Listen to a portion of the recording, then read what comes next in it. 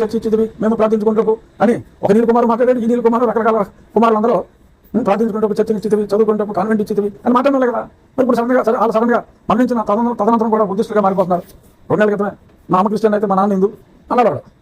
ఏమో కావాలనుకున్నాం. ఇప్పుడు సడన్గా మరణానంతరం బుద్ధిస్టుగా మారిపోయాడు. మారిపోయి క్రిస్టియన్ ఆచారం ప్రకారం పూడ్చివేయబడ్డాడు. ఏంటో మరి నాకు అది అర్థం కాదు. సరే అదొక ప్యారలల్ ట్రాక్ అనుకో. బట్ బేసిక్గా నేను చెప్పేది ఏంటంటే దయచేసి మా హిందూ దళిత సోదరుల్ని మోసం చేయకండి. ఆ మోసం మీద కొన్ని వీడియోలు రెడీ చేయమన్నాం కదా. సరే ఒకసారి గుడి పూర్తి చేసి మోసాలకు వెళ్దాం. ఇది ఏ సంవత్సరం అమ్మా మనకు సుమారు 30 సంవత్సరాల క్రితం 1995 1995లో అప్పుడు చేతకులుండి అప్పుడు ఈ గుడి దగ్గర పానకాలిస్తూ ఆ గుడి బయట చెప్పులు ఇప్పారు. వీళ్ళంతా భక్తులు అంతా పానకం ఇవన్నీ ఇస్తున్నారు. ఒకసారి రామనామ రోజు అయిండొచ్చు. అక్కడ మేము పందులు కోసుకునే వాళ్ళం అని చెప్పి ఎవరో మాట్లాడారు. సో అలా మాట్లాడితే మేమేదో ఇది వదిలి పారిపోతామను అనుకున్నారు. అయిపోయింది అబ్బాయి. ఇంకా మీరు ఊరికనే మేము కేసులు పెడతాం, అట్రాసిటీ కేసులు పెడతాం, ప్రైజ్ మనీ కొట్టేస్తాం. అయ్యో కుదరమమ్మా. Those days have gone my dear brothers. తర్వాత ఇదిగో కరెంటు బిల్లులు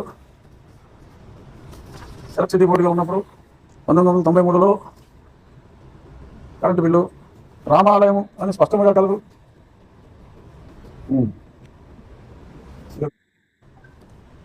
ఇవన్నీ ఇలా ఉంటే ఆడెవడో ఒకడు వస్తాడు. అక్కడ సత్రం ఉంది, లేదంటే ఇంకోటి ఉంది. పూర్వం అక్కడ అలా వెళ్తా అక్కడ సేద తీరేవారు. రామాలయం ఉన్నా సరే గుడి ప్రాంగణంలో మనకు అనాదిగా కూడా ప్రతి దేవాలయం వద్ద కూడా యాత్రికులు పడుకోవడం అనేది చాలా కామన్. అంచేత ప్రతి గుడి దగ్గర గుడి బయట రాత్రులు ఈ రోజుకి కూడా పడుకుని ఉంటారు. నేను ఎవరు పడుకుంటే చూసాను, దీన్ని సత్రం అందరూ ఇది దేవాలయం కానే కాదు, అటువంటి ముచ్చటను ఒప్పుకోను అంటే ఒప్పేసుకుంటాం మనం. అదే ఇంగ్లీష్ టోన్లో తెలుగులో మాట్లాడితే ఒప్పేసుకుంటాం కదా తెలుగులో మనం. నేను ఒప్పుకున్నాను అంటే అదో భయంటాం. ఇప్పుడు ధైర్యంగా ఎందుకు?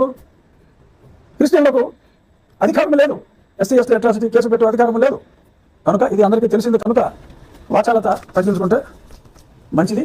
సరే ఇక్కడ ఇప్పుడు ఈ రకంగా మాట్లాడుతూ కొన్ని చోట్ల ఇంకా పాంప్లెట్లు పంచి ఇళ్లలోకి వచ్చేసి నీకు ఒంట్లో బాగలేదు, ఒంట్లో బాగపోతే స్వస్థత చేకూర్చడము ప్రభు ఉన్నాడు అని ఇలా మాట్లాడేసేసి ఇండ్యూస్ చేస్తున్నారు.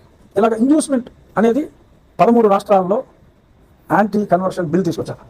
13వ రాష్ట్రం లేటెస్ట్ మొన్న మార్చి 30 అనగా ఈ రోజుకి 13 రోజుల క్రితం మహారాష్ట్రలో యాంటీ కన్వర్షన్ బిల్ పాస్ అయింది.